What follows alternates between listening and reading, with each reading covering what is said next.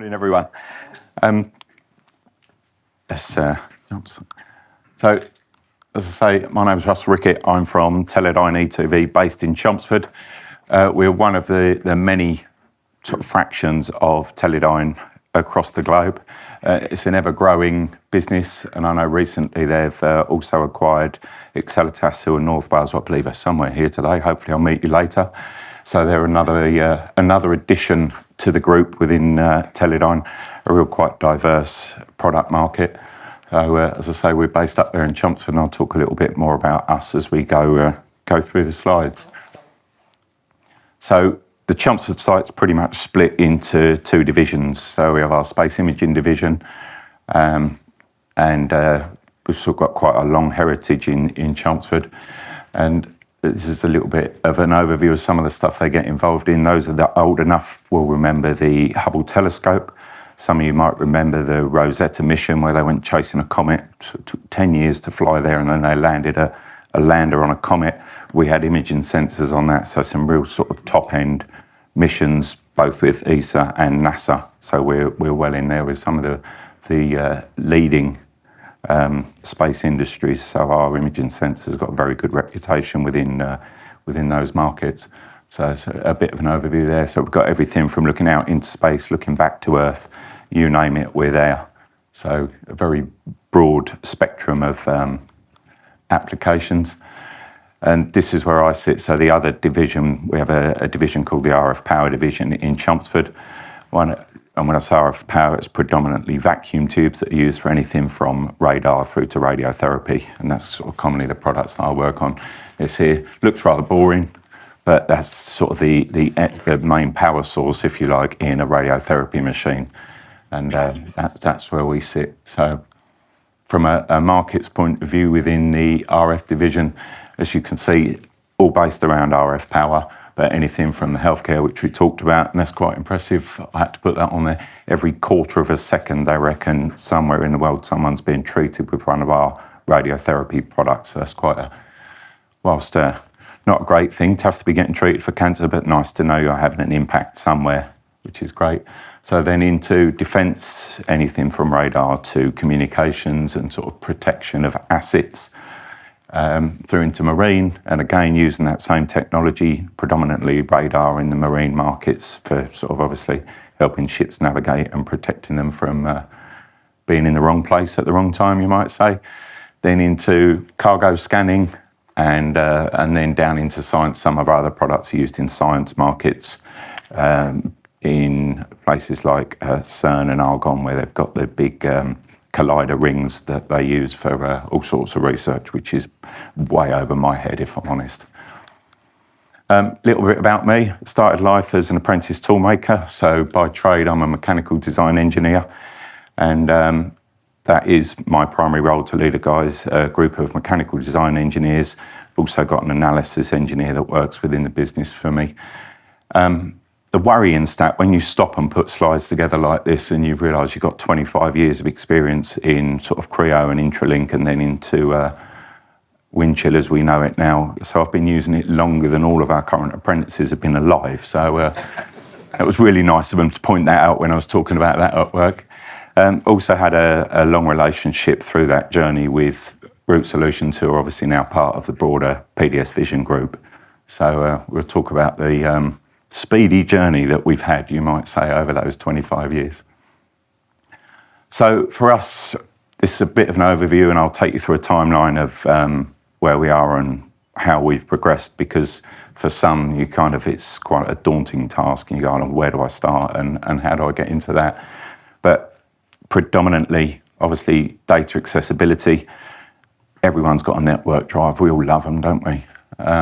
Our place is terrible for it. We've got too many folders that are really difficult to control access in and monitor, let alone find anything. If you've tried to find someone else's work in a network drive somewhere, good luck with that, that's all I say. So single source of truth, everyone copies documents and has an updated version. So obviously that was one of our main drivers. The searchable element for me is the biggest win when you get into PDM and PLM. So we'll talk more about that, as well as document history. It's always nice to be able to get back to what you had before. Immediate to long-term goals, obviously document management was sort of more of a short-term goal. Then get into the management of that, the workflow management, when you can gain once you've got the footprint to be able to do that. And then looking later on towards EBOM, MBOM, and hopefully sort of digital work instructions and that type of thing will be the next steps. Have the goals evolved? Definitely. You know, what we set out to do originally and what we thought we were going to do have changed. We had some, you know, changing workflows, what we originally wanted, light touch, but then moved towards sort of heavier change managed work. But all along, getting that data footprint to be able to leverage it and use it and gain the confidence of those around you has been absolutely key to it. So where do we sit on that journey? Obviously, we started with PDM, and I'm going to flick through this slide quite quickly. So what we've tried to capture here is sort of in the PDM element, the bits that we started on early, and we, you know, go back to the late 90s. God help me, it's terrible, isn't it? It's bad when you say that. So we were doing that. We were gathering that data. We were starting to do our Creo, well, Pro E then for those that remember it. And we started off without any Intralink as it was then. We were storing data in just network drives, and managing 3D CAD data in that way is pretty clunky if you've ever tried to do it. You move to that sort of PDM world and all of a sudden things get a little bit easier to manage. So we've been doing that for a long time, which is why perhaps I've ended up sitting where I am, looking after that data. Document management came much later and we started to move into that. But where we've gone from there, so where we are today, the bits in blue are the bits we're doing, and we're quite happy and we're comfortable and confident with those. The bits in, I'm going to say yellow, always looks different on a projector, doesn't it? Other bits we have the licensing for and we've started to dabble with, but not necessarily fully utilising. And then the bits in orange are the next step for us. You know, now we've got a good base of data. What can we do? Where can we go next? So those are the bits that we're looking to do next with support from PDS. So there it is in writing, isn't it? It's terrible, isn't it? Last century, brilliant. So started with our CAD base level of licensing. There were certain projects that demanded that we used Creo, which for us was quite useful. We had Unigraphics at the time, sorry to swear. And later on we had an installation of Inventor as well. So we've dabbled with different CADs. Obviously we all go through those natural migrations, sort of the wildfire, and Intralink was the big step for us, getting there and starting to utilise Intralink to manage that data. And obviously that's evolved over time as well. Something we've tried to do is look what's next.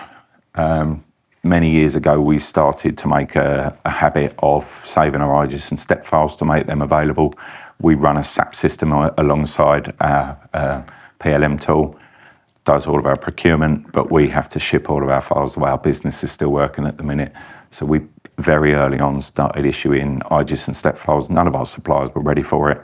However, a lot of our products are very much the same over the years. So having that data available for production now, if we go to a different supplier, having that available in our system to be able to send out has really sort of paid dividends now. So it's trying to be a little bit ahead of the game on those types of things. I'd like to say this was easy. It was the vein of our life, turning on WT parts. We needed it to move on with our journey, but because we resisted doing it originally, we couldn't necessarily see the benefits of doing it. We didn't turn on our WT parts. Apparently there's a button for that, just turn it on.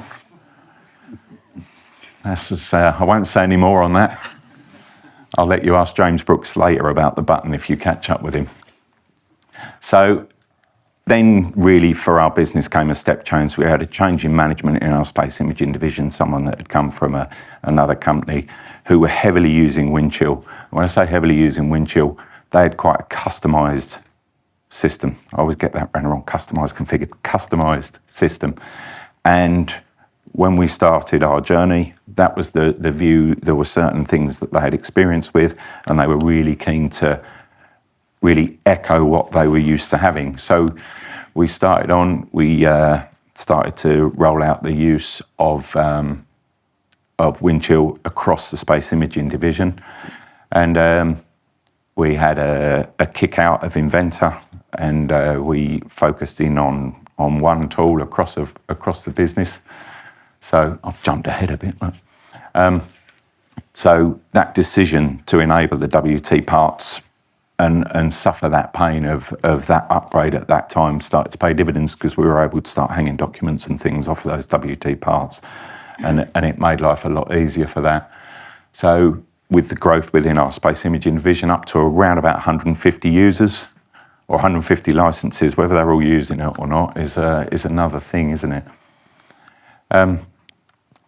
So there we are, there's the standardisation of Creo across the space imaging. A definite shift with the user base. People used to use an Inventor in a certain way, not necessarily as disciplined as the RF users were. You know, we were very much model driven. We made sure the dimensions that were in the model were on the drawing. So our models we knew were robust, because we'd been used to exporting them ready for suppliers, and we wanted to make sure we had that level of control.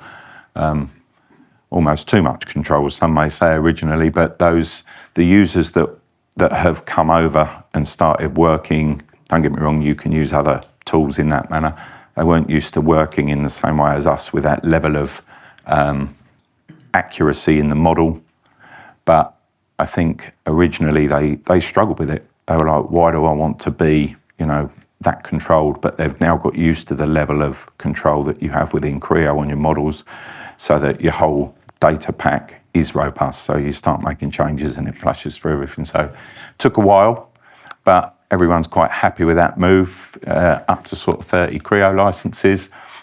Then we did the major overhaul. So that initial rollout in our space imaging with that customization in the workflows and having very light touch, I'm going to say light touch change. It wasn't managed change at all. You know, if I wanted to change a document, I could just revise it, do some changes and send it off to someone for release. So really light touch, and everyone liked it from that point of view, because when you're getting people to move from managing stuff in a network folder where they can literally do what they want, copy what they want, send it to who they want, to putting it in a system where there's a level of control, that's quite a change, and not everybody jumps to that. You know, they feel that they're being constrained until they get used to that. Oh, I check it out, I can own it, check it back in. And DTI, you might say, has evolved over the years. I think for a number of years, if you use desktop integration with Microsoft, it was clunky. Is that a good word? Challenging. But once you get used to using that and you're able to manage your documents in that way, you start to get that buy-in. People start to be able to find stuff easier. Then we went and we did a massive overhaul through sort of the tail end of COVID. So we were sitting at home in the spare room working on our overhaul, all new workflows, mapped all of our change processes across the business. And then we configured, not customized, Windchill to give us what we needed to suit our business processes, but at the same time work within the confines of what the tool allowed us to do in an easy manner. That was challenging. That was a lot of work. We were trying to align with all our Windchill attributes with our SAP attributes, again with an eye looking towards hopefully getting that implementation where we are shipping directly out of Windchill into SAP. We're still not there, but we've tried to position it to allow us to do that when we get there. So pleased to say we got there with that. That was good. More Windchill. So now sort of approximately 275 users across the site. That model-based definition, again, what we've started to do now, and I don't know how many are embracing it, is utilising the 3D model annotations. All we're doing at the minute really is our geometric tolerances and our datums, because they then flush through to the drawings, which is quite nice. Dabbling with that. No supplier yet is ready for just 3D models. They still want to draw in our experience. We haven't had anyone say, no, I just want a model, not interested in the drawing. They're just not ready. However, we want to try and be ahead of the game, so we start to make those models rich enough that when we move, where we are ready to move to that, we're already ahead of the game with it. That's the plan. Come back to us on that one, we'll see if it works. this is the big one for me. If you get engagement from people and you start to be able to search your documents, everyone's searched a network drive for a document they know they wrote 3 years ago and can never find it. You're looking for a title if you can remember what you called it. Index searching within the document. If you sit someone down in front of a system, pick a word, search the system, right, who wrote the document? You wrote the document, right. When do you reckon? You can narrow the time down, or you can look for words. As soon as you start to do that, and then you've got a little thumbnail you can hover over and go, right, there's the context of the word that you're looking for. Is that the document? And all of a sudden, you get buy-in. And I'll come back to that, because it's chicken and egg. I'll talk about that later on. How am I doing for time? Am I going Brooks or not? Are we all right? I love the laughs of people that know James Brooks in the room. It's, change management was the step. Obviously, we'd implemented that in the major overhaul. We'd positioned ourselves ready to utilise change. The space imaging division was still very light touch and not necessarily using full change. We had the option of fast track, so everything's going through a sort of a fairly light touch fast track change. But we've got people engaged in that process using a change note. So moving forward, right, I can pick a number of things, add them to a change note, send them off for approval, and all of a sudden having that traceability, you know who's holding it up, you can move it on to somebody else. It's really started to gain momentum. People like it once they get used to it. But yeah, that initial step is quite a bit. For me, getting our engineers, so obviously we've got donkey's years worth of CAD data now. Getting an engineer, we were very closed network. Our design engineers used Creo. That was all the licensing we had. We didn't have people anywhere else in the business looking at that data. My view when I became team lead, looking after that data, I'm like, why are we not letting people look at it? All right, we're using it. All we're seeing in the business is an output, a PDF and a file, and that's all everyone's seeing. You know, engineers want to cross-section. They want to play. It's in our nature. So allowing people in, using those view licenses and getting people using Creo view and actually cross-sectioning models and doing that sort of thing, all of a sudden you get a sniff, and then people want more and they want to be able to look at that data more. So that was a real big step for us, allowing sort of a users in to look at what we've already got. We had such a history, it was a shame not to be using it. What we've done in the last year now, we piloted with a couple of projects, full engineering change on both documents and our CAD data. That's a bit of a step change for us. We are wholly embedded with our SAP system. Windchill and PLM was not considered when we did our SAP rollout across our business. It was SAP will do everything for us. Those that have endured SAP will know that, yeah, it's a great tool if you can find what. I don't like SAP. I don't do SAP. I'm not a fan. It's too clunky for me. So using change, we're still not managing bills of material across into SAP. That's very much driven still from our drawings, and we have a team that translate that into our SAP bills of material. That's a big step. We're heading there. We now have change control over our bills of material, so we're positioning ourselves ready to make that step. We're not ready for that yet. We haven't got people transposing our bombs in Windchill ready to ship straight across to SAP. I'm quietly confident now that we have our data in a position where we can make that step when we're ready, but yeah, that's a big jump. So get control of that data and have enough data there to be able to do it is a good thing.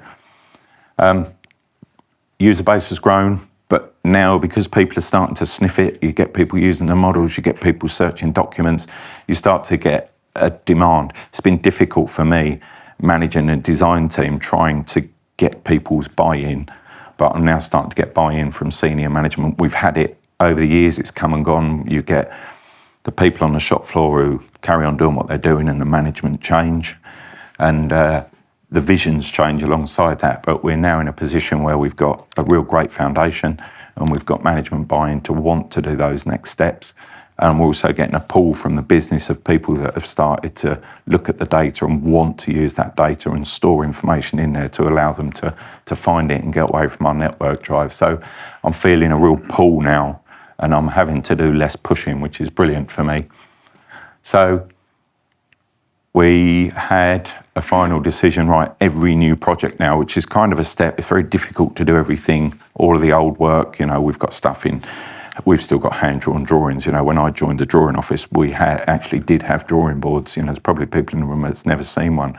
We had drawing boards, we had, CAD tools that only 2 or 3 people used. It was, seems a lifetime ago, but that's where we were. So we've still got data in various formats, but as time goes on, now every new project within our business, both for documents and CAD, is going to be mastered and managed within Windchill, which really is a huge step, so that's nice.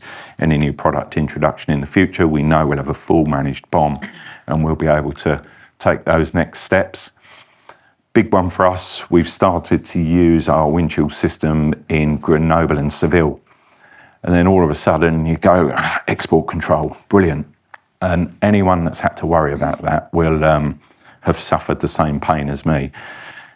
If you're using a network folder, it's brilliant. Everyone dumps the information in there. That's all very well till someone puts an export control document in there that shouldn't have gone in there, and all of a sudden you've got a problem. We can't control that. You check the data today, right, yep, you can have access to that folder. Tomorrow someone saves something in there, all of a sudden you've got a potential breach. And anyone that's responsible for that will realise the implications of getting that wrong and the fines that you can suffer. So for me, it's a really big thing. And I guess if you look over time, I've ended up being our lead Windchill admin. A few years ago, I said, I'm not really sure that should be me. And I said, well, in the land of the blind, the one-eyed man is king. And that was very much me. I knew more than everybody else. So I've ended up with that lead admin role. That's me. I get to hold the baby. So I was pushing back on the business, and this is all very well, me being responsible for this. I cannot be responsible for what people are putting in our folders within that system. There's no way I can have vision of that. So I've been pushing for security labels, and that's the current project we're working on.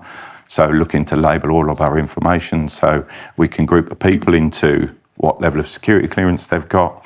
Doesn't matter what you save, it's based on the individual document then and your individual access. So I'm looking forward to having that there and be a big safety net for me. Yes, there's cost, but it's certainly cheaper than how well you can cripple your business if you get that wrong.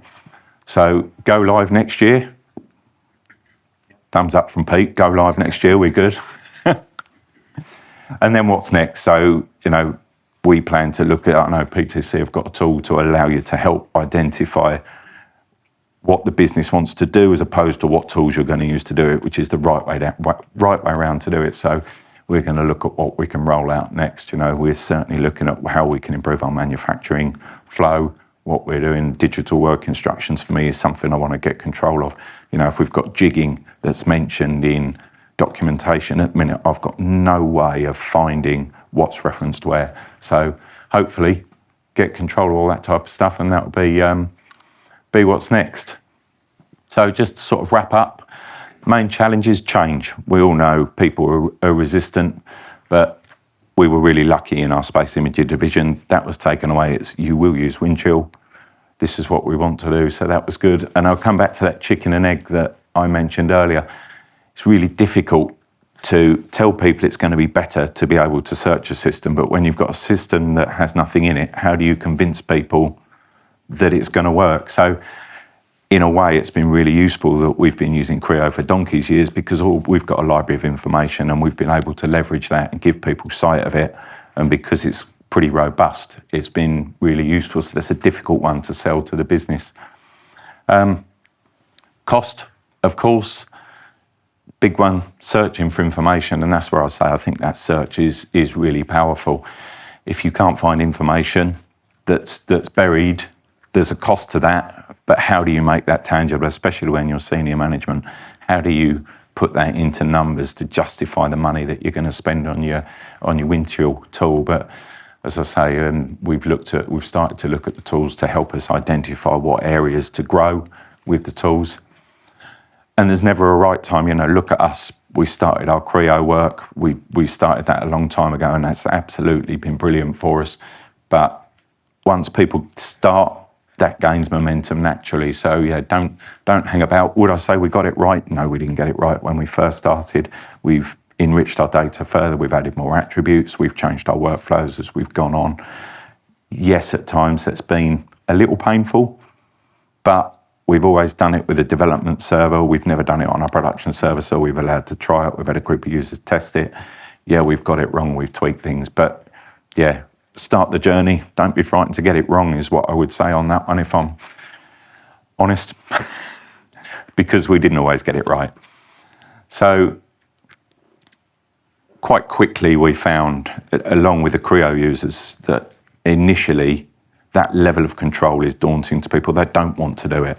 But once they start to realise that how easy that is, the control, the management of the documents, and seeing the benefits, actually living it, then quite quickly, I think that momentum's great. But key to that is having people that know the system, and that's where I got flung front and centre, if you like. I was used to using Intralink, so my naturally grown into Windchill. Having people within your business that can use the tool and find data and just be supportive to people is key. You know, we've always had like good support externally as well. I don't want to blow too much smoke. It's just terrible. But having that is absolutely key to your users. So having a few people within the business that know and use the tool is absolutely key. So I think that's about it from me. Thanks for listening, and you can wake up now, ready for tape.